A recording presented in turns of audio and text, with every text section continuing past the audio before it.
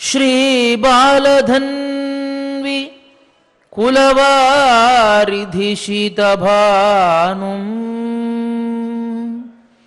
श्रीशैललक्ष्मणगुरुं शिरसा नमामि।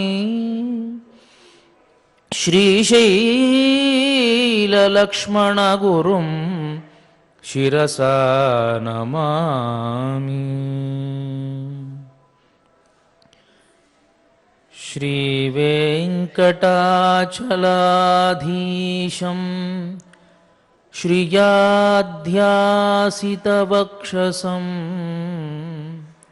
श्रितचेतनमन्दारं श्रीनिवासमहं भजे।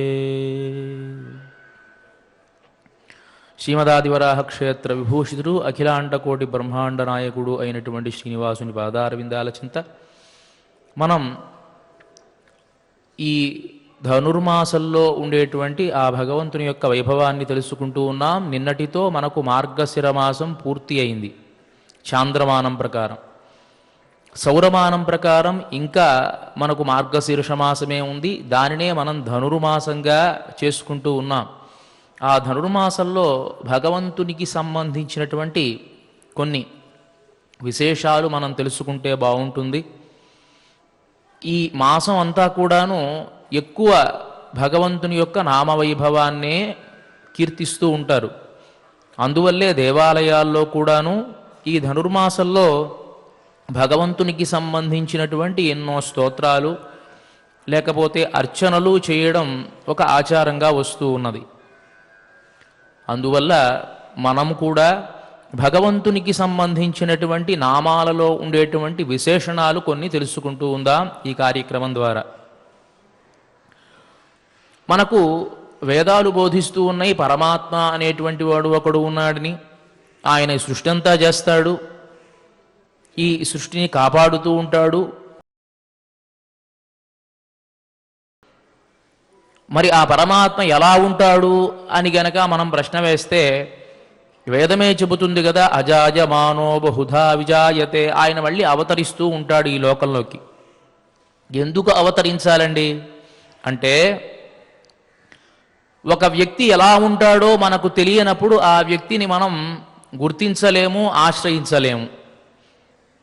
వేదం చెబుతుంది ఇలా ఇలా ఉంటాడు అని. ఒకవేళ గుణాలు చెప్పకుండా లేకపోతే ఆ వ్యక్తిని వర్ణించకుండా గనక ఉన్నట్లయితే మనం ఏ విధంగా ఆశ్రయిస్తాం ఆ పరమాత్మను అనే ఉద్దేశంతోనే వేదం కూడా ఆ పరమాత్మ యొక్క తత్వాన్ని అక్కడక్కడ వర్ణించడం జరిగింది. సరే, పరమాత్మ యొక్క వైభవం అలా ఉన్నది బాగానే ఉంది. కానీ పరమాత్మ ఇలా ఇలా ఉంటాడు అంటే ఆయన మీద మనకి ఏదైనా ప్రేమ కలుగుతుందా అంటే కలగదు కదా. అందువల్ల ఆ పరమాత్మ ఆయన మీద ప్రేమ కలగడం కోసం అక్కడి నుంచి ఈ లోకంలోకి అవతరిస్తూ ఉంటాడు. అవతరణము అంటే క్రిందకు దిగడము అని అర్థము. మనం పుడితే దాన్ని జన్మ అంటాం, ఆయన పుడితే దాన్ని అవతరణం అని అంటాం. అంటే పైన ఉండేటువంటి వాడు, ఎక్కడో ఉండేటువంటి వాడు మనల్ని అనుగ్రహించడం కోసం అవతరిస్తూ ఉంటాడు. భగవద్గీతలో జన్మకర్మచమే దివ్యం అని అంటాడు. బహూని మే వ్యతీతాని జన్మాని తవచార్జున అని అంటాడు ఆ పరమాత్మ. అంటే నా జన్మలు చాలా ఎక్కువే, నీ జన్మలు చాలా ఎక్కువే. కానీ నా జన్మలు ఎన్ని ఎత్తాను, ఎన్ని ధరించానో నాకు తెలుసు, నీ జన్మ గురించి నీకు తెలియదు అని అంటాడు. ఇన్ని జన్మలు ఎత్తాల్సినటువంటి అవసరం ఏమిటి అంటే, ఆయన అన్ని రకాలుగా అవతరిస్తే ఏదో ఒక అవతారంలో అయినా ఆయన మీద మనకు ప్రేమ కలుగుతుందేమో అని ఆయన అవతరిస్తూ ఉంటాడు. మనం చెప్పుకున్నాం పరమాత్మ ఎక్కడో ఉంటాడు అని. ఆ పరమాత్మ తనను తెలుసుకోవడం కోసం ఒక 5 రకాల అవతారాలు తాను ధరించి ఈ ప్రకృతి మండలంలోకి వచ్చాడు. ఆయన ఎక్కడో ఉండేటువంటి అవతారాన్ని పర అవతారము అని అన్నాం.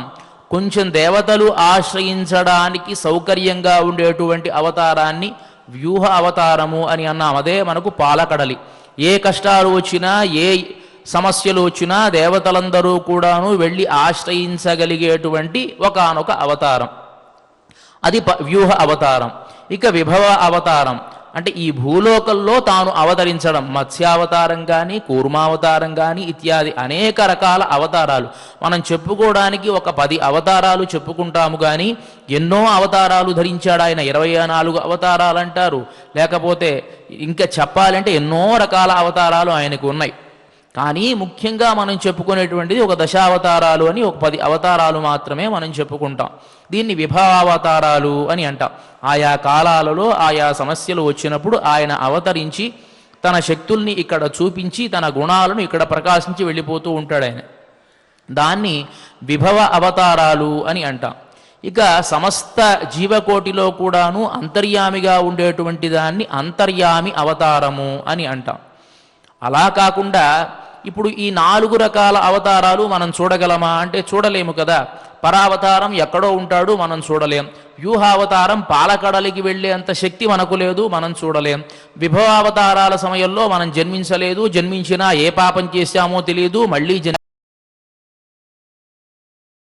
ఆయన రేపల్లెలో ఎక్కడో పుడితే, మనం ఎక్కడో గుంటూరులోనో విజయవాడలోనో పుడితే మనకేం తెలుస్తుంది ఆయన ఆశ్రయించాలి అని. ఎక్కడో మధురలో జన్మించాడు, మనం దక్షిణాదిలో ఉంటాం, పుట్టి ఉంటాం, ఆయన గురించి తెలిసి ఉన్నా కూడా వెళ్ళలేని పరిస్థితి ఉండవచ్చు, పోనీ విముఖంగా ఉండి ఉండవచ్చు, ఎందుకు ఆశ్రయించాలి అనేటువంటి భావనలో ఉండి ఉండవచ్చు.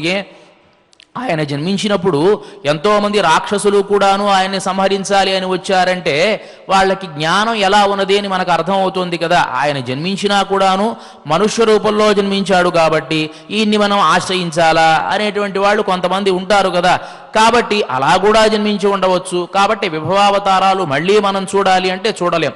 ఏ విధంగా అయితే నదీ ప్రవాహం ఉంటుందో ఆ నదీ ప్రవాహం వెళ్ళిపోతూనే ఉంటుంది, కొత్త నీళ్లు వస్తాయి, పాత నీళ్లు కావాలంటే వస్తాయా? కాబట్టి విభవావతారాలను మళ్ళీ మనం దర్శించాలి అంటే మనం ప్రస్తుతం అయితే చూడలేం, కలియుగంలో ఉన్నాం. ఇక అంతర్యామి అవతారం, అందరిలోనూ కూడా అంతరాత్మగా ఉన్నాడు నిజమే, కానీ తెలుసుకునేటువంటి జ్ఞానం మనకుందా అయితే లేదు. మరి ఎలా ఆయన్ని చూడాలి అని ఆలోచించినటువంటి పరమాత్మ అర్చారూపంలో కూడా తాను వచ్చి వేయించేశాడు. అర్చారూపము అంటే ఒక విగ్రహాన్ని ధరించి రావడం అన్నమాట.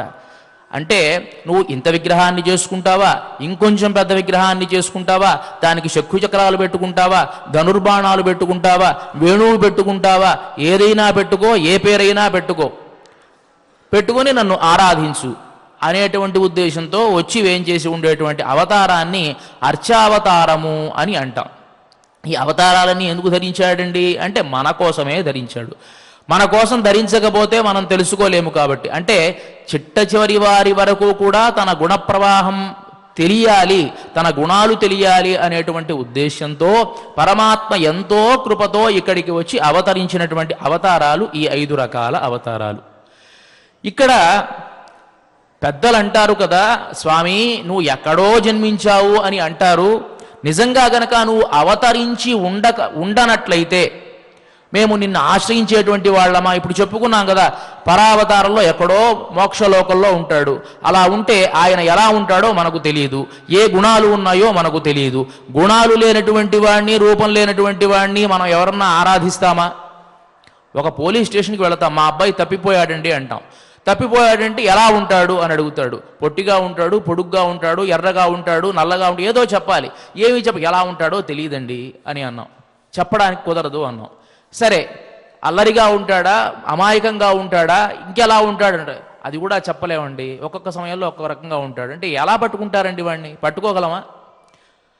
అంటే ఒక గుణము కానీ ఒక రూపం, అంటే రూపం కూడా గుణమే. ఒక గుణం గనక లేనటువంటి సందర్భంలో మనం ఆ వ్యక్తిని మనం పట్టుకోలేం. వేదమే అంది ఆయన యొక్క ఆనంద స్వరూపాన్ని కీర్తించాలి అని ప్రయత్నం చేసి యతోవాచో నివర్తంతే, మనిషి యొక్క ఆనందం ఇంత ఉంటుంది, ఆరోగ్యకరమైనటువంటి మనిషి యొక్క ఆనందము. ఆయన కంటే మనుష్య గంధర్వుల ఆనందం ఇంకొంచెం ఎక్కువగా ఉంటుంది, 100 రెట్లు. ఆయన కంటే పితృదేవతల యొక్క ఆనందం 100 రెట్లు. ఇలా లెక్కేసుకుంటూ వెళ్ళింది ఒక ఆనంద గుణాన్ని వర్ణిద్దామని. వెళ్ళి పరమాత్మ యొక్క ఆనంద గుణాన్ని లెక్కిద్దాం అని అనుకునేటప్పటికీ ఆ సంఖ్య సరిపోలేదట దానికి. అందువల్ల మళ్ళీ యతోవాచో నివర్తంతే, మళ్ళీ అవి తిరిగి వచ్చేసాయి వెనక్కి. అంటే ఒక ఆనంద గుణాన్ని తాను లెక్కిద్దాము అని ప్రయత్నిస్తేనే తెలియలేనటువంటి పరమాత్మతత్వం, అంటే వేదాలకే గోచరం కానటువంటి పరమాత్మతత్వం మనకు అర్థం కావాలి అంటే ఎలా, ఏ విధంగా నీళ్ళని మనం వాడుకోవాలి అంటే ఏమి చేయాలి? చాలా కష్టపడాలి. దాన్ని ప్యూరిఫై చేయాలంటే కొన్ని పదార్థాలు పెట్టుకోవాలి, కొన్ని యాంత్రికమైనటువంటి ప్రక్రియలన్నీ చేసి తాగాలి ఆ నీటిని. లేకపోతే తాగగలమా? తాగలేము కదా. ఉప్పు నీళ్లు దేనికి పనికిరాదు. కానీ సముద్రం మాత్రం చాలా నిరవధికమైనటువంటిది. అదే విధముగా పరమాత్మతత్వము కూడా వేదాలకే అర్థం కానటువంటిది మనకి అర్థం కావాలంటే ఎట్లా? అందువల్ల ఆ పరమాత్మ ఏమి చేశాడయ్యా అంటే, వీళ్ళకి అర్థం కావాలి అంటే మొత్తం ఒకేసారి నాకుండేటువంటి ప్రేమంతా గుప్పిస్తే తట్టుకోలేరు వీళ్ళు, కొంచెం కొంచెంగా రుచి చూపిద్దాము అనే ఉద్దేశంతోనే ఆయన వచ్చి ఈ లోకంలో అవతరించాడు. భార్య పోలీస్ స్టేషన్కి వెళ్ళి కంప్లైంట్ చేసిందట, ఏమండి నా భర్త నన్ను హింసిస్తున్నాడు అని. ఏమమ్మా ఏం హింసించాడు అని అంటే, ఏమండి ప్రేమ ప్రేమ అంటాడు, పూలన్నీ తీసుకొచ్చి మొత్తం గుమ్మరించాడు, గాలి కూడా ఆడలేదు, సెంటు తీసుకొస్తాడు, అన్ని రకాల స్ప్రేలు వాడతాడు, ఆ రకంగానూ ప్రాణం పోతుంది. ప్రేమే, కానీ అంత ప్రేమ చూపిస్తే తట్టుకోలేదు కదా, ఎవరైనా తట్టుకోలేరు. అదే విధముగా పరమాత్మతత్వం అనేటువంటిది వేదాలకే అర్థం కానటువంటిది మనం వర్ణించాలి, మనం తెలుసుకోవాలి, మనం ఆశ్రయించాలి అంటే అంత ప్రేమని, అంత ఆప్యాయత, అనురాగాల్ని తట్టుకోలేంత శక్తి సామర్థ్యాలు మనకు లేవు.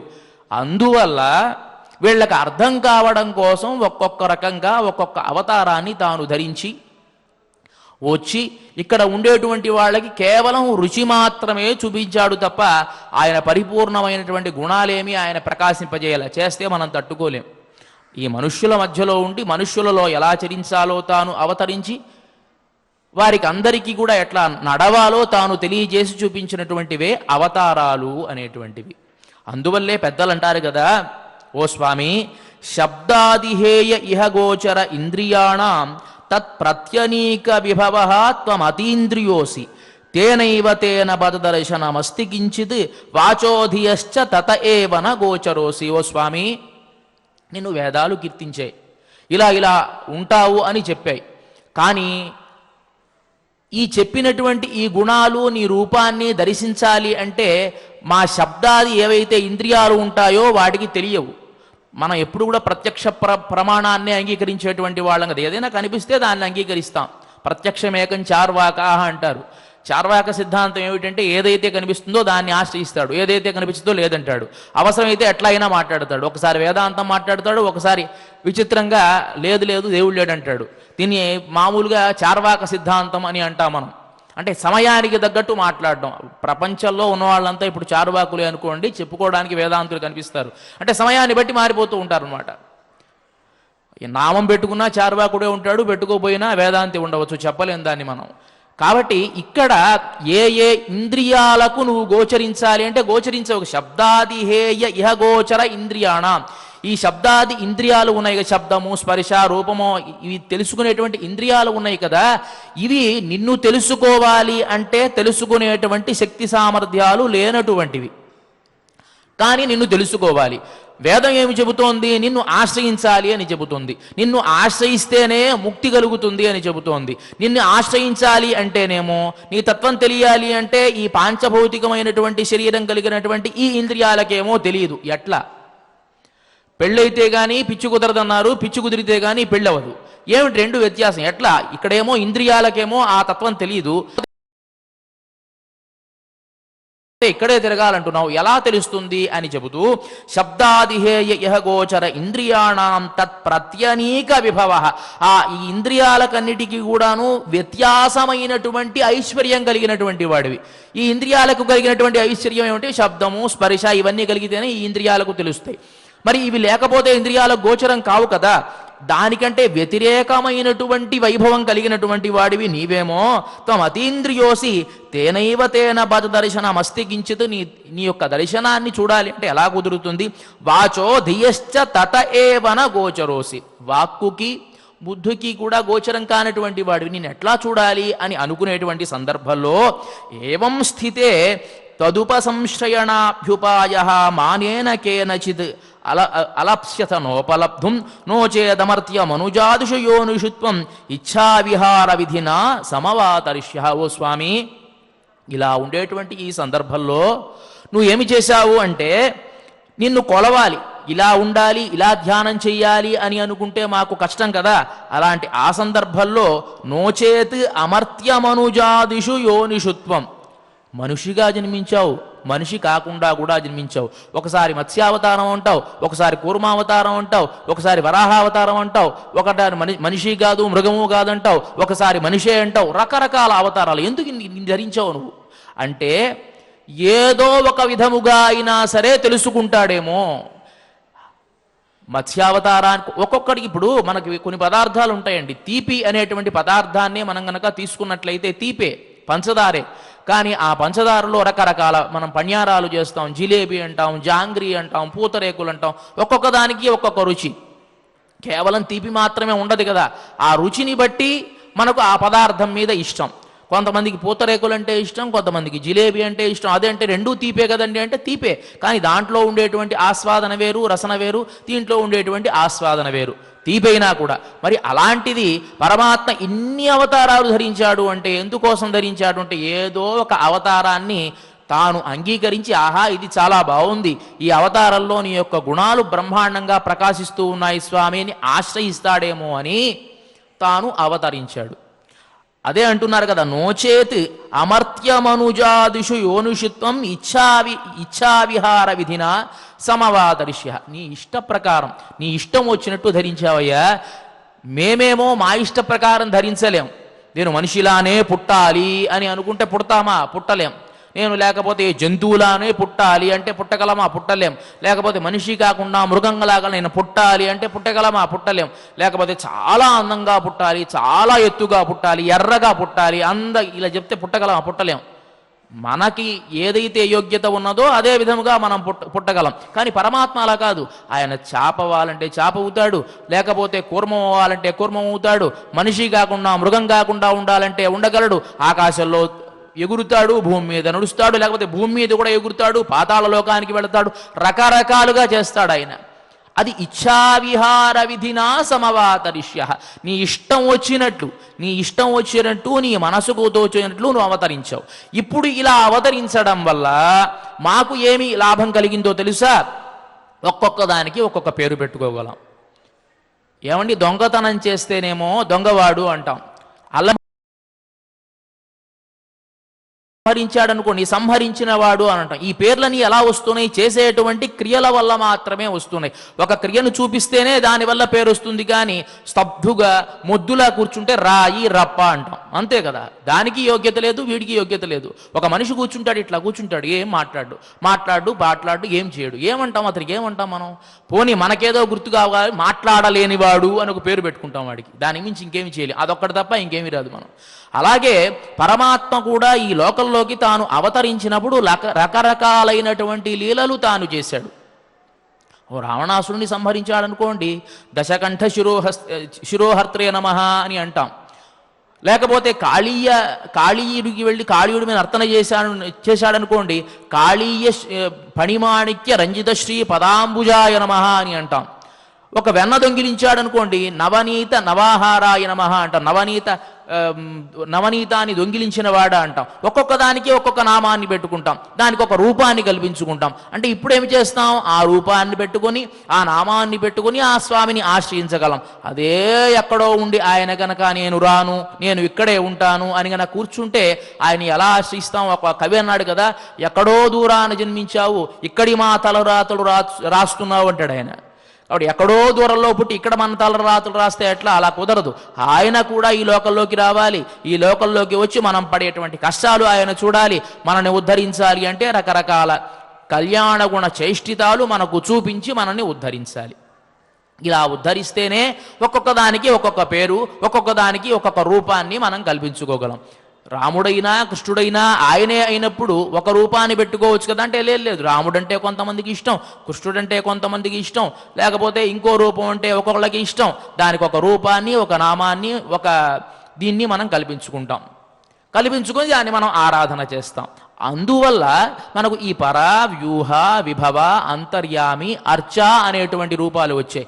మనం ఈ లోకంలో ఇప్పుడు ఈ శరీరంతో మనం అర్చించాలి అంటే మనకు ఆ రూపాలు కనిపించవు. కాబట్టి తద్వారా ఆయన కూడా అర్చారూపాన్ని తాను ధరించి మీరు ఆరాధించడానికి యోగ్య రూపముగా నేను వచ్చి ఇక్కడ ఉన్నాను, ఇక్కడకు రండి, ఇక్కడ నన్ను ఆశ్రయించండి, ఇదిగో ఈ క్షేత్రంలో ఉన్నాను, ఇదిగో ఈ క్షేత్రంలో ఇలా ఉంటాను అని చెప్పి ఒక్కొక్క క్షేత్రంలో క్షేత్రంలో తాను అవతరించి ఆయా రూపాలు ధరించి ఆయన ఉన్నాడు. అలాంటి ఆ క్షేత్రాలలో కూడాను మనం స్వయం వ్యక్త క్షేత్రాలు అని, ఆర్షాలు అని, దైవాలు అని, సైధ్యాలు అని, మానవాలు అని రకరకాల పేర్లు మనం పెట్టుకున్నాం. అదేమిటండి అంటే పరమాత్మ తనకు తానుగా ఇష్టపడి వచ్చి ఉండేటువంటి క్షేత్రాలు కొన్ని ఉన్నాయి. దాన్ని స్వయం వ్యక్త క్షేత్రాలు అని అంటాం మనం. అవి చాలా తక్కువ ఉన్నాయి. ఇప్పుడు ఉదాహరణకి ఇక్కడ చూస్తున్నాం వెంకటాచలం, శ్రీరంగం, లేకపోతే బదరి, ఇలాంటి క్షేత్రాలు స్వయం వ్యక్త క్షేత్రాలు. తనకు తానుగా నేను ఇక్కడ అవతరిస్తే బాగుంటుంది అని వచ్చి ఉన్నటువంటి క్షేత్రాలు కాబట్టి దీన్ని స్వయం వ్యక్త క్షేత్రాలు అని అంటాం.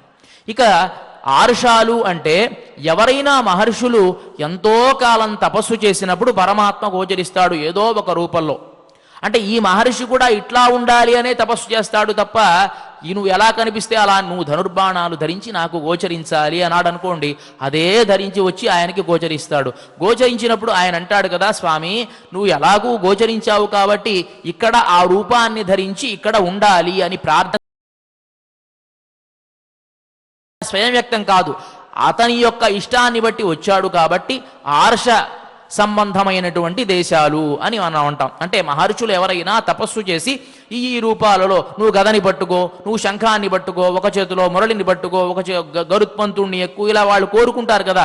అదే విధముగా ఆయన ఆ వేషాన్ని వేసుకుని వచ్చి అక్కడ ఉన్నప్పుడు అదే రూపంలో వాళ్ళు కూడా ఆ శిల్పాన్ని ఏర్పాటు చేసుకుని అక్కడ క్రియాకలాపాల ద్వారా భగవంతుని ఆవాహన చేస్తారు. కాబట్టి ఋషులు దాన్ని ఆర్షాలు అని మనం అంటూ ఉన్నాం. ఇక దైవాలు, దేవతలు ఎవరైనా తమ శాపాన్ని పోగొట్టుకోవడం కోసమో లేకపోతే ఇంకో వరాలు వారు పొందడం కోసమో వారు తపస్సు చేసి భగవంతుని యొక్క సాక్షాత్కారాన్ని పొందినటువంటి క్షేత్రాల్ని దైవాలు అని మనం అంటాం. ఇక మానవాలు మనకు తెలిసినటువంటివే, మనం చేసేటువంటి రకరకాల దేవాలయాలు. ఏదో దేవాలయాన్ని కడతాం, అక్కడ భగవంతుణ్ణి మనం ప్రాణప్రతిష్ఠ చేస్తాం అనేక వేద మంత్రాల ద్వారా. వాటిని మానవాలు అని అంటాం. ఏది ఏమైనా ఒక్కొక్క క్షేత్రానికి ఒక్కొక్క వైభవం. ఇవన్నీ కూడా పరమాత్మ మనల్ని అనుగ్రహించడం కోసం వచ్చి వేయించేసి ఉండేటువంటి అవతారాలే. మరి ఇలాంటి అవతారాల్లో కూడాను స్వయం వ్యక్త క్షేత్రమైనటువంటి క్షేత్రాలు చాలా విశిష్టమైనటువంటివి. అంటే పరమాత్మ తనకు తానుగా వచ్చి ఇక్కడ ఉండాలి అని నిర్ణయం తీసుకున్నాడు కాబట్టి ఆ క్షేత్రాలకు చాలా విశిష్టత. అక్కడ చెప్తారు కదా, ఒకవేళ ఆగమ ప్రకారం ఆరాధనలు జరగనప్పటికీ కూడాను, అక్కడ ఎన్ని దోషాలు జరిగినప్పటికీ కూడాను ఆ మాహాత్మ్యం చెడనే చెడదు. ఎందువల్ల అంటే ఆయనకి పరమాత్మకు సంప్రీతుడై వేంచేసి ఉండేటువంటి క్షేత్రాలు కాబట్టి. మనం పూజ చేస్తున్నాం కాబట్టి పరమాత్మ బాగున్నాడు అంటే కుదరదు. నువ్వు ఎలా చేసినా స్వయం వ్యక్త క్షేత్రాల్లో పరమాత్మ బాగానే ఉంటాడు. అదే మానవాలు, సైద్ధాలు, ఆర్షాలు అనేటువంటి క్షేత్రాల్లో వచ్చే సమస్య ఏమిటి అంటే ఎవరైతే పూజాధికాలు చేసేటువంటి వారు ఉంటారో వారు శ్రద్ధాభక్తులతో చెయ్యాలి. వారు చేయనటువంటి సందర్భంలో అక్కడ ఉండేటువంటి ఆ మూర్తి యొక్క కళలు తగ్గిపోతూ ఉంటాయి. అందువల్లే అర్చకస్య అతిశాయనాత్, అర్చకస్య ఆభిముఖ్యాచ ఆభిరూప్యాచ బింబస్య అర్చకస్య అతిశాయనాత్ అని అంటారు. ఒక దేవాలయానికి మనం వెళ్ళినప్పుడు ఆ మూర్తి చాలా సుందరంగా ఉండాలి. అంటే చెక్కేటువంటి శిల్పి చాలా జాగ్రత్తగా చెక్కాలి. చెక్కినటువంటి తర్వాత ఆభిరూప్యాచ బింబస్య అర్చకస్య అతిశాయనాత్, ఆ చేసేటువంటి పూజ చేసేటువంటి అర్చకుడు కూడా శ్రద్ధాభక్తులతో పూజ చేయాలి. వచ్చినటువంటి ఎవరైనా భక్తులు వస్తే ఇదిగో అమ్మ మంచి మహాత్మ్యం కలిగినటువంటి స్వామి ఈయన, ఏవైనా కోరుకుంటే ఇచ్చేటువంటి మహానుభావుడు, ఇది చూసారా నవ్వుతూ ఉన్నట్టు కనిపిస్తూ ఉన్నాడు, ఇవాళ ఎందుకో స్వామి కొంచెం కోపంగా కనిపిస్తూ ఉన్నాడు, సరిగ్గా అభిషేకం జరిగినట్టు లేదు, ఇట్లా మాట్లాడుతూ ఉంటే గనక ఆ మూర్తిలో ఉండేటువంటి తత్వం ఉండేటువంటి భక్తులకు కూడా గోచరమయ్యి ఆ పరమాత్మ మీద అక్కడ ఉండేటువంటి ఆ స్వామి మీద ఒక రకమైనటువంటి భక్తిభావం ఏర్పడుతుంది. దాన్నే తపస్సు అని అంటాం. మహర్షులైతే వారి యొక్క తపస్సుని ధారపోసి ఆయా రూపాలు అక్కడ ఏర్పాటు చేస్తారు కాబట్టి కొంతకాలం ఉంటుంది. అక్కడ కూడా పూజాధిక లోపాలు ఏవైనా ఏర్పడితే అక్కడ కూడా కొంతకాలం తర్వాత ఆ మూర్తికి ఉండేటువంటి శక్తి తగ్గిపోతుంది అని శాస్త్రం చెబుతుంది. అదే స్వయం వ్యక్త క్షేత్రాలలో ఏమి చేసినా ఎలా చేసినా ఆ మూర్తికి ఇష్టమే కాబట్టి ఆ స్వయం వ్యక్త క్షేత్రాలలో ఉండేటువంటి ప్రభావం ఎల్లప్పుడూ అలానే ఉంటుంది. ఇది మనం దేనికోసం చెప్పుకుంటున్నామంటే మనం భగవన్నామ వైభవాన్ని తెలుసుకోవాలి అంటున్నాం కదా. పరమాత్మ యొక్క నామాలు ఎలాంటి, ఒక్కొక్క చేష్ట వల్ల ఒక్కొక్క క్రియ వల్ల ఆ స్వామికి ఒక్కొక్క పేరు వచ్చి చేరుతుంది. తద్వారా ఆయన ఆ రూపంలో ఆ పేరుతో ధ్యానింపబడుతూ ఉంటాడు అని మనం చెప్పుకున్నాం కదా. దానికోసమే ఇదంతా మనం పూర్వరంగంగా చెప్పుకున్నాం. ఇక ఇవాల్టి రోజున మనం ఈ వెంకటాచలంలో వేంచేసి ఉండేటువంటి ఆ స్వామి యొక్క ముఖ్యమైనటువంటి నామాల ద్వారా ఆ స్వామి యొక్క విశిష్టమైనటువంటి చేష్టలేమితో మనం తెలుసుకుందాం. ముఖ్యమైనటువంటి పేరు మనం శ్రీ వెంకటేశాయ నమః అని అంటాం కదా. వెంకటేశుడు అనే పేరు ఆయనకు ఎలా వచ్చింది అనడానికి మనకు పురాణాలలో ఎన్నో రకాల దృష్టాంతాలు కనిపిస్తాయి. మార్కండేయ పురాణంలో చెప్తారు కదా, స్వామి వరాహ అవతారాన్ని ధరించాడు.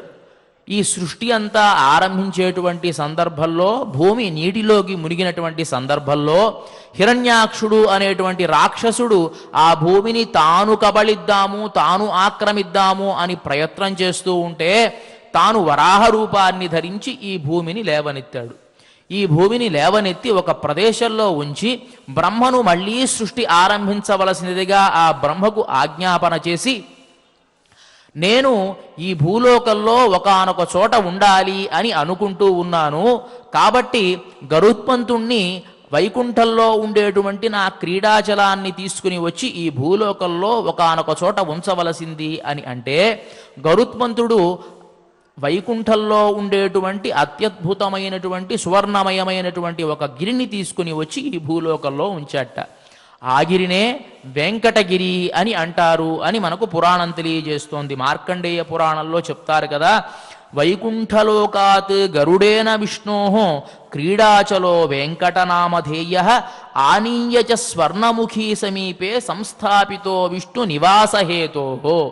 ఆయన అనుకున్నాడు కదా, వరాహ రూపంలో ఉన్నటువంటి విష్ణుమూర్తి, నేను ఈ కల్పాంతకాలము కూడాను ఈ భూలోకంలో ఉండాలి. మనం అన్నాం కదా స్వయం వ్యక్త క్షేత్రాలు అని. కాబట్టి పరమాత్మ తనకు తానుగా అనుకున్నాడు, ఎవరు వచ్చి ప్రార్థించాలా, ఆయన అనుకున్నాడు కదా ఈ భూలోకంలో ఈ కల్పాంతకాలము ఉండాలి.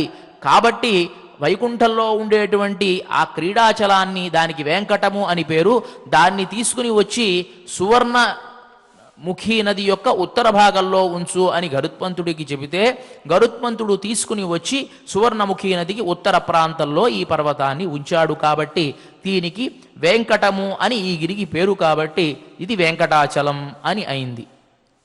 బ్రహ్మతో అన్నాడు కదా, ఇక ఈ కల్పానికి శ్వేతవరాహ కల్పం అని నామధేయాన్ని చెయ్యి, కాలగణన ఇక్కడి నుంచే చెయ్యి, నేను ఈ కల్పాంతము కూడాను ఈ లోకల్లో అంటే ఈ భూలోకంలో కొంతకాలం ఇక్కడే ఈ కల్పాంతము ఉండాలి అని అనుకుంటున్నాను అని తనకు తానుగా చెప్పాడు. కాబట్టే అది స్వయం వ్యక్త క్షేత్రమైనది.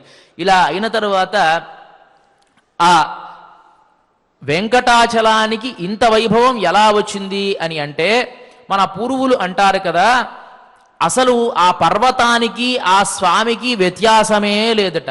అంటే ఆ స్వామికి ఎంత వైభవం అయితే ఉన్నదో ఈ పర్వతానికి కూడా అంత వైభవము ఉన్నది. ఎందువల్ల వైకుంఠం నుంచి వచ్చినటువంటిది కాబట్టి పరమాత్మకు ఉండేటువంటి లక్షణాలన్నీ కూడాను ఆ పర్వతానికి భగవతః కళ్యాణ గుణ రాశయః తావత్తస్య గిరేస్సంతి గుణాః పరమపావనాః. అంటే ఆ పరమాత్మకు ఉండేటువంటి కళ్యాణ గుణాలు ఏవైతే ఉన్నాయో అవన్నీ కూడాను ఈ పర్వతానికి కూడా ఉన్నాయి. అంటే మనం పర్వతాన్ని అధిరోహించి సేవించాల్సినటువంటి అవసరము లేదు. కేవలం కింద నుంచి చూసి పర్వతానికి నమస్కారం పెట్టుకున్నా చాలు అని దాని యొక్క ఉద్దేశం. పూర్వకాలంలో అందరూ కూడా పర్వతారోహణ చేసేవారు కాదండి. మనకు స్కాంద పురాణం తెలియజేస్తుంది పర్వతం ఎక్కడం అనేటువంటిది దోషం. ఇది పూర్తిగా కూడా భగవన్మయమే కాబట్టి మనం పాదం ఉంచితే అపవిత్రమవుతుంది అని చెప్పి ఎక్కేవారు కాదుట. కాకుండా కింద నుంచే నమస్కారం చేసుకునేవారట. ఒకవేళ ఎక్కాల్సి వస్తే ఆ పర్వతాన్ని ప్రార్థించాలి.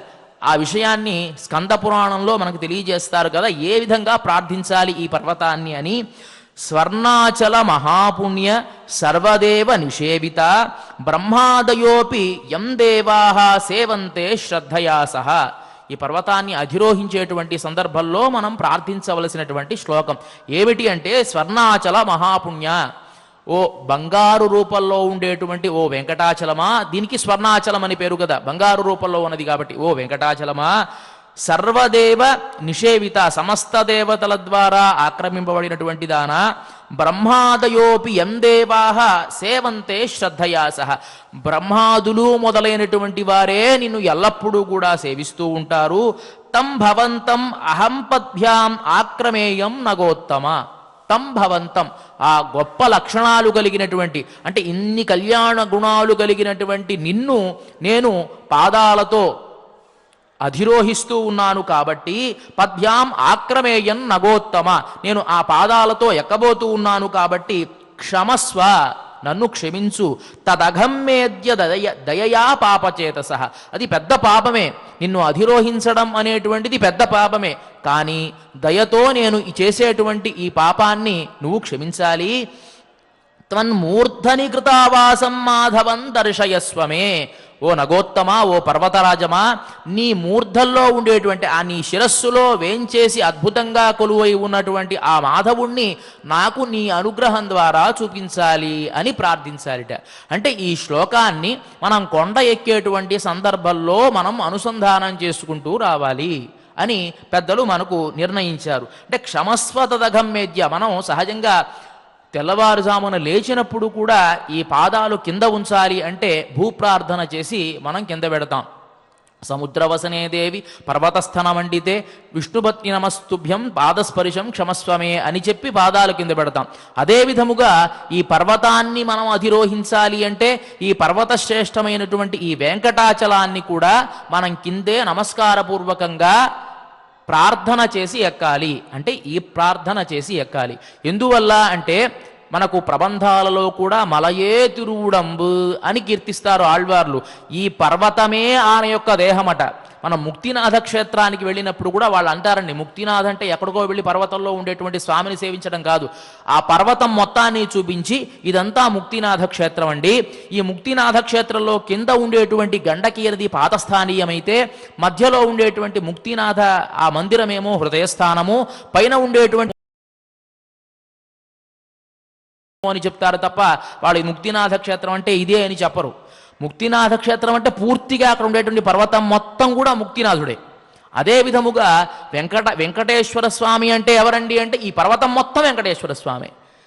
ఆ పర్వత రూపాన్ని ధరించి ఆయనే ఉన్నాడు. అందువల్లే వేదాంత దేశికుల వారు కూడా కీర్తిస్తారు కదా, ప్రపద్యేతం గిరిం ప్రాయ శ్రీనివాసానుకంపయ ఇక్షుసార స్రవంత్యేవ యన్మూర్త్యా శర్కరాయుతం. ఓ స్వామి, నీ యొక్క కరుణ అనేటువంటిదే ఒక చక్కెర రసంలాగా, అంటే ఒక కలకండ రసంలాగా అయ్యి ఆ కరుణ అలా జాలువారి జాలువారి జాలువారి ఈ పర్వత రూపాన్ని సంతరించుకుంది స్వామి అని చెప్పి కీర్తిస్తారు. అంటే ఈ పర్వతం మొత్తం కూడాను ఆ స్వామి యొక్క గుణగణాలతో ఆవరించి ఉన్నటువంటిదే ఈ పర్వతమే వెంకటేశ్వర స్వామి. ఇప్పుడు ఇక్కడ వెంకటేశ్వరుడు అంటే ఎవరు అనేటువంటిది ఒక సమస్య. మనం ఏం చెప్పుకుంటున్నాం, వరాహస్వామినే వెంకటేశ్వరుడు అనాలి మామూలుగా అయితే. ఈ కొండ మీద ఎవరైతే ఉంటారో వాళ్ళందరినీ వెంకటేశ్వరుడు అనడానికి వీలేదండి. ఇక్కడ మొట్టమొదట వచ్చి వేంచేసి ఉన్నటువంటి వాడు వరాహస్వామి కాబట్టి ఆయనకి వెంకటేశ్వరుడు అని పేరు. ఎందుకు వెంకటేశ్వరుడు అని పేరు వచ్చింది అంటే వైకుంఠంలో ఉండేటువంటి వెంకట అనేటువంటి గిరిని తీసుకుని వచ్చి ఇక్కడ ఉంచారు కాబట్టి, దానిలో ఆయన వచ్చి ఉన్నాడు కాబట్టి, ఆ పర్వతానికి ఆయన అధిపతి కాబట్టి ఆయన వెంకటేశ్వరుడు. మరి ఈయనకి వెంకటేశ్వరుడు అని పేరు ఎట్లా వచ్చిందండి అంటే ఈయన తర్వాత వచ్చి ఆక్రమించాడు కాబట్టి వెంకటేశ్వరుడు అయ్యాడు. ఇంత చోటుస్తే మొత్తం ఆక్రమించడం అంటారు చూసారా, అలా మొత్తం ఆక్రమించేశాడు ఆయన. వాస్తవానికి వెంకటేశ్వరుడు అంటే ఎవరు అంటే వరాహస్వామి వెంకటేశ్వరుడు. ఎందువల్ల ఆ పర్వతాన్ని పాపం ఆయనే కష్టపడి గరుత్మంతుడికి పురమాయించి నీవు తీసుకొచ్చి ఇక్కడ పెట్టు అంటే పాపం గరుత్మంతుడు పెట్టాడు. ఆయన వచ్చి ఇక్కడ భూదేవికి అనేక రకాల వేదాంత ఉపన్యాసాలన్నీ కూడా ఈ పర్వతం మీదనే ఉండి చేశాడు కాబట్టి ఇక్కడ చూస్తూ ఉన్నాం. ఆ మూలలో చక్కగా ఆ భూదేవిని తన చంకన మీద పెట్టుకొని ఎన్నో రకాల ఉపదేశాలు చేస్తూ ఉండేటువంటి స్వామి ఆయనే వెంకటేశ్వరుడు. తర్వాత వచ్చి ఈయన ఆక్రమించాడు కాబట్టి ఈయన కూడా వెంకటేశ్వరుడు. మనం ఒక స్థలం కొన్నాం అనుకోండి, ఎవరైనా వచ్చి కబ్జా చేస్తారు, కబ్జా చేసిన తర్వాత దొంగ పట్టాలు సృష్టించుకుంటారు కదా, అట్లా అన్నమాట ఈయన కూడా. అంటే అక్కడి నుంచే ప్రారంభమైంది ఆయన తెలివితేటలు. ఏదైనా ఆయన యొక్క స్వరూపమే కదా. కాబట్టి వెంకటాచల అనేటువంటి పదానికి అర్థము ఎవరయ్యా అంటే వరాహస్వామి. ఆయన వైకుంఠంలో ఉండేటువంటి పర్వతం వెంకటం అనేటువంటి పర్వతాన్ని తీసుకుని వచ్చి ఇక్కడ ఉంచాడు కాబట్టి దీనికి వెంకటగిరి అని పేరు వచ్చింది. ఈ పర్వతానికి రకరకాల నామధేయాలు ఉన్నాయి అని చెప్పి కూడా మనకు పురాణాలు తెలియజేస్తున్నారు. అసలు వెంకటము అంటే ఏమిటి? వేం అంటేనేమో అమృత బీజమట, కట అంటే ఐశ్వర్యమట. అంటే ఎవరైతే దీన్ని పూజిస్తారో వారికి అమృతత్వాన్ని ఐశ్వర్యాన్ని ఇచ్చేటువంటిది కాబట్టి వెంకటగిరి అని దీనికి పేరు వచ్చింది. ఈ పర్వతరాజం ఎలాంటిది అంటే అమృతత్వాన్ని ఐశ్వర్యాన్ని. ఐశ్వర్యం దేనికి అంటే మనం బ్రతికుండప్పుడు ఈ శరీరంతో ఉన్నంతకాలం ఐశ్వర్యం కావాలి కదా, కాబట్టి దానికి. మరణించిన తరువాత అమృతత్వం కావాలి కదా, కాబట్టి దానికి. అంటే యహసౌఖ్యాన్ని పరసౌఖ్యాన్ని ఇచ్చేటువంటిది కాబట్టి దీనికి వెంకటగిరి అనేటువంటి పేరు వచ్చింది. ఓం వెంకటేశాయ నమః అని అంటే ఇంత అర్థం మనకు పురాణం తెలియజేస్తుంది. కాబట్టి ఇక్కడికి ఆ నామం యొక్క వైభవాన్ని మనం ఆపి మనం భీష్ముడు చేసినటువంటి స్తుతి ద్వారా ప్రార్థన చేసుకుంటూ ఉందాం. ఎవరైతే శ్రీ వెంకటేశ్వర భక్తి ఛానల్ ప్రసార మాధ్యమం ద్వారా ఈ కార్యక్రమాన్ని వీక్షిస్తూ ఉన్నారో వారు నిమీలిత నేత్రులై భగవంతుని పాదార విందాలను తమ మనస్సులో లగ్నం చేసుకుని ఈ విధంగా ప్రార్థించండి. భీష్మ ఉవాచ భీష్మ ఉవాచ నాస్మై దేయో హ్యనునయః నాస్మై దేయో హ్యనునః నాయమర్హతి సాంత్వనం నాయమర్హతి సాంత్వనం లోకవృద్ధతమే కృష్ణే లోకవృద్ధతమే కృష్ణే యోర్హణాం నాభిమన్యతే యోర్హణాం నాభిమన్యతే క్షత్రియః క్షత్రియం జిత్వా క్షత్రియః క్షత్రియం జిత్వా రణే రణకృతాంబరః రణే రణకృతాంబరః యో ముంచతి వశే కృత్వా యో ముంచతి వశే కృత్వా గురుర్భవతి తస్య సహ గురుర్భవతి తస్య సహ అస్యాం హి సముతౌ రాజ్ఞా అస్యాం హి సమితౌ రాజ్ఞా ఏకమప్యజితం యుధి ఏకమప్యజితం యుధి న పశ్యామి మహీపాల న పశ్యామి మహీపాల సాత్వతీ పుత్ర తేజసా సాత్వతీ పుత్ర తేజసా నహి కేవలమస్మాకం నహి కేవలమస్మాకం అయమర్చ్యతయోచ్యుతః అయమర్చ్యుతయోచ్యుతః త్రయాణామపి లోకానాం త్రయాణామపి లోకానాం అర్చనీయో మహాభుజః అర్చనీయో మహాభుజః కృష్ణేన హి జితా యుద్ధే కృష్ణేన హి జితా యుద్ధే బహవః క్షత్రియర్షభాః బహవః క్షత్రియర్షభః జగత్సర్వం చ వార్ష్ణేయే జగత్సర్వం చ వార్ష్ణేయే నిఖిలేన ప్రతిష్ఠితం నిఖిలేన ప్రతిష్ఠితం తస్మాత్ సత్స్వపి వృద్ధేషు తస్మాత్ సత్స్వపి వృద్ధేషు కృష్ణమర్చామనేతరాన్ కృష్ణమర్చామనేతరాం ఏవం వక్తుం న చార్హస్త్వం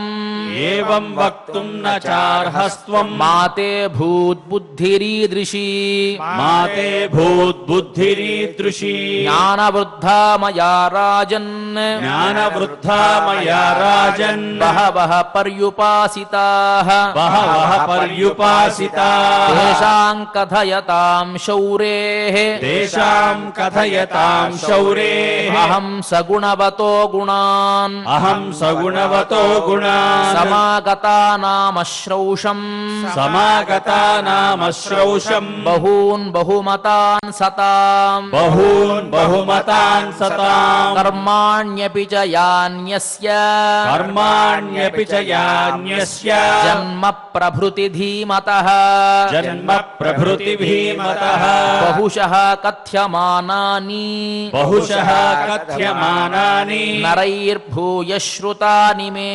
నరైర్భూయ శ్రుతాని మే న కేవలం వయం కామాత్ న కేవలం వయం కామాత్ చేది రాజజనార్దనం చేది రాజజనార్దనం న సంబంధం పురస్కృత్య న సంబంధం పురస్కృత్య కృతార్థం వా కథంచన కృతార్థం వా కథంచన అర్చామహే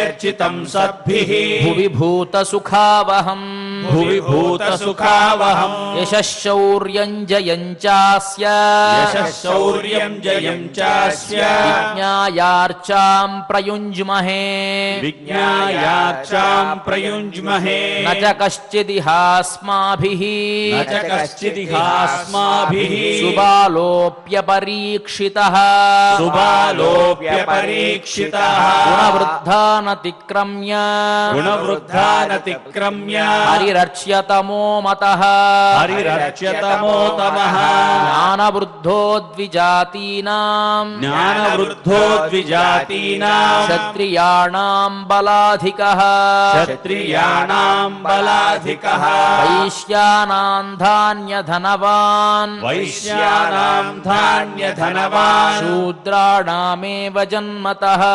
శూద్రాణామేవ జన్మతః పూజ్యతాయాం చ గోవిందే పూజ్యతాయాం చ గోవిందే హేతూద్వానసి సంస్థితౌ హేతోద్వానసి సంస్థితౌ ఇది శ్రీమహాభారతే ఇది శ్రీమహాభారతే సభాపర్వణి సభాపర్వణి అర్ఘాభిహరణ పర్వణి అర్ఘాభిహరణ పర్వణి భీష్మవాక్యే భీష్మవాక్యే అష్టాత్రింశేऽధ్యాయే అష్టాత్రింశేऽధ్యాయే త్రయోదశ శ్లోకాః త్రయోదశ శ్లోకాః ధర్మరాజు రాజసూయ యాగాన్ని చేసేటువంటి సందర్భంలో అగ్రపూజ ఎవరికి ఇవ్వాలి అనేటువంటి సమస్య వచ్చినప్పుడు కృష్ణుడికి అగ్రపూజ ఇవ్వాలి అని నిర్ణయించుకున్నటువంటి సందర్భంలో అక్కడ ఉండేటువంటి శిశుపాలుడు కొన్ని ఆటంకపరమైనటువంటి వాక్యాలు మాట్లాడితే అప్పుడు ధర్మరాజు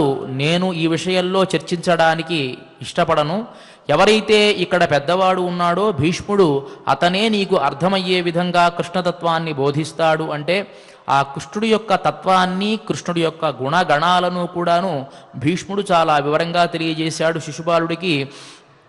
ఓ శిశుపాల, కృష్ణుడు సామాన్యమైనటువంటి వాడు అనుకుంటూ ఉన్నావేమో, లేకపోతే మాకు బంధుత్వం ఉన్నది కాబట్టి కృష్ణుడికి అగ్రతాంబూలం ఇచ్చామని నువ్వు అనుకుంటున్నావేమో.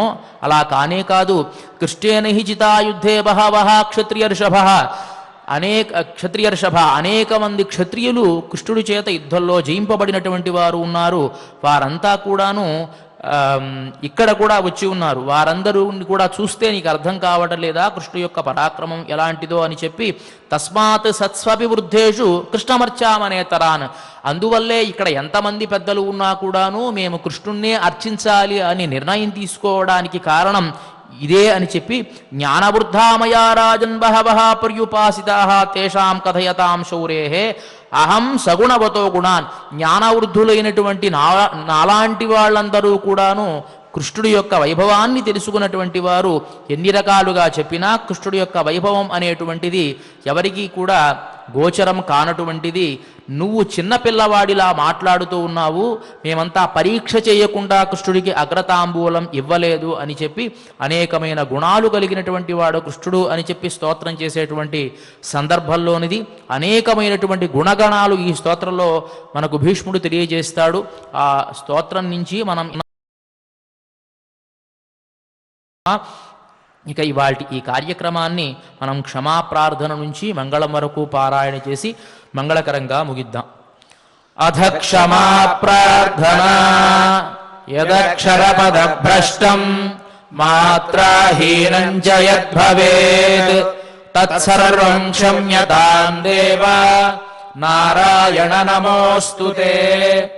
అథ భగవత్సమర్పణం కాయేన వాచా మనసేంద్రియైర్వా బుద్ధ్యాత్మనా వా ప్రకృతే స్వభావాత్ కరోమి యద్యత్ సకలం పరస్మై నారాయణాయేతి సమర్పయామి.